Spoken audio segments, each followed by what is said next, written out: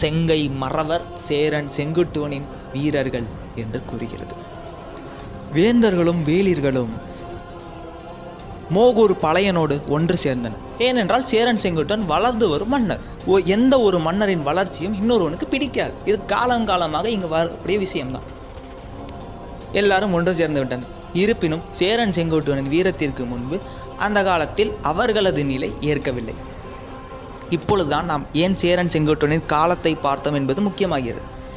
சேரன் செங்குட்டுவன் எப்போது வந்தார்? மாந்தரஞ்சேரலும் இளஞ்சேரலும் இறந்த பிறகு வருகிறார். மாந்தரஞ்சேரல் யார்? தலையாலங்கான செருவென்ற பாண்டியன் நெடுஞ்செழியனிடம் தோற்றவர். அப்படி என்றால் தலையாலங்கானத்து செருவென்ற பாண்டியன் நெடுஞ்செழியனுக்கு அடுத்த தலைமுறையில் வந்தவர் தான் சேரன் செங்குட்டுவன்.